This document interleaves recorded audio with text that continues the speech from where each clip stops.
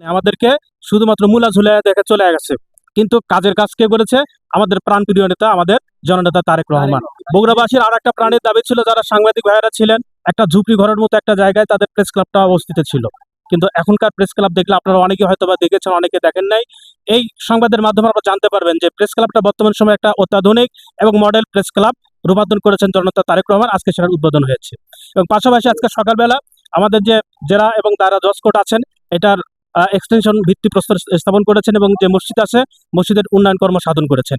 আমরা ইতিমধ্যে জেনে গিয়েছি যে আমাদের বগুড়া যে প্রযুক্তি বিশ্ববিদ্যালয় হওয়ার কথা ছিল, সেটা ইতিমধ্যে একটা জেনারেল এবং পাবলিক বিশ্ববিদ্যালয় হওয়ার জন্য আমাদের জননেতা তারেক রহমান ইতিমধ্যে ঘোষণা দিয়েছেন। আমরা বগুড়াবাসী আমরা অনেক কিছু পাচ্ছি, ইনশাল্লাহ ভবিষ্যতে আরো পাবো, কিন্তু আমাদের আরো কিছু দাবি থেকে যায়, কারণ আমরা বগুড়ার লোক।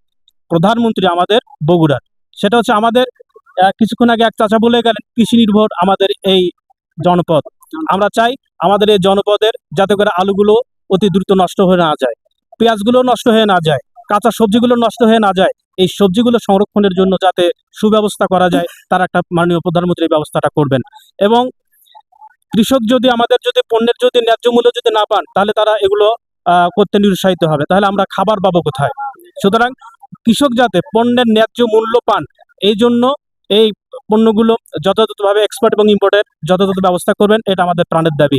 পাশাপাশি এগুলো উৎপাদন করার জন্য যে সার, ডিজেল এবং অন্যান্য কীটনাশকের প্রয়োজন হয়, সেগুলো খেয়াল রাখবেন, এগুলোর দাম যাতে উত্তরোত্তর বৃদ্ধি না পায়, কারণ এগুলো যদি ক্রয় ক্ষমতার ভিতরে থাকে, তাহলে আমাদের এই উৎপাদনটা করতে অনেক সুবিধা হয়। আমরা অনেক বেশি আশান্বিত হব যে আমাদের পণ্যের দাম আমরা পাচ্ছি এবং আমরা অল্প টাকায় আমরা সার, তেল, ডিজেল, কীটনাশক আমরা পাচ্ছি। পাশাপাশি শিক্ষার দিক থেকে আমরা যদি বলি, আমাদের মেডিকেল কলেজ রয়েছে, আমরা বিশ্ববিদ্যালয়ে পাচ্ছি ইনশাল্লাহ। এবং আমাদের চিকিৎসা শাস্ত্রে আমাদের জিয়াউর রহমান মেডিকেল যেটা আছেন, আমাদের